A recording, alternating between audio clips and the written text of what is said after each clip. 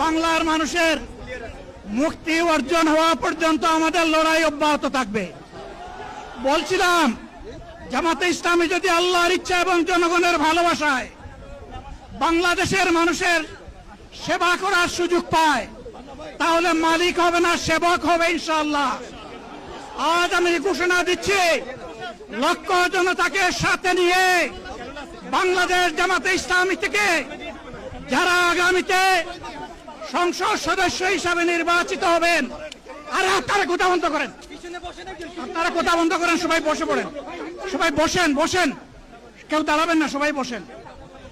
যদি আল্লাহর ইচ্ছায় জনগণের ভালোবাসায় বাংলাদেশ জামাতে ইসলামী থেকে সংসদ সদস্যরা নির্বাচিত হয়ে সরকার গঠন করেন, তাহলে কোন এমপি, কোন মন্ত্রী আগামীতে সরকার কিন্তু প্লট গ্রহণ করবে না।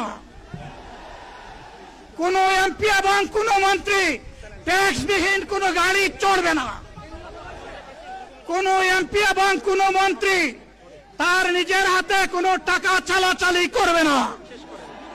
কোন এমপি এবং কোন মন্ত্রী যদি তার নির্দিষ্ট কোনো কাজের জন্য বরাদ্দ পেয়ে থাকেন, কাজ শেষ হওয়ার সাথে সাথে বাংলাদেশের 18 কোটি মানুষের কাছে তারা তার প্রতিবেদন তুলে ধরতে বাধ্য হবে।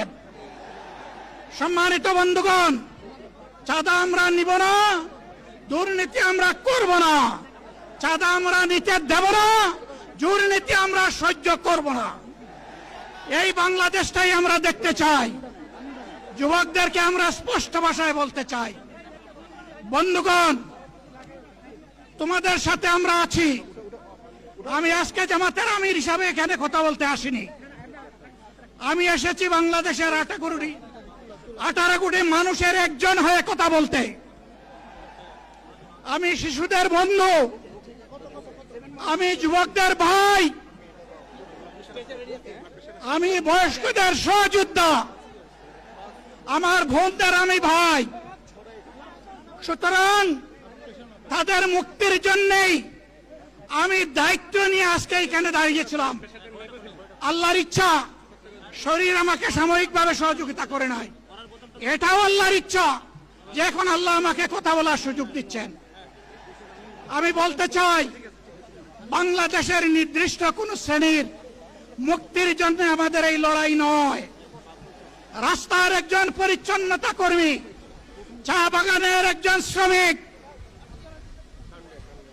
রক্ত পানি করে ঘাম জড়ানো আমার একজন রিক্সা চালক ভাই,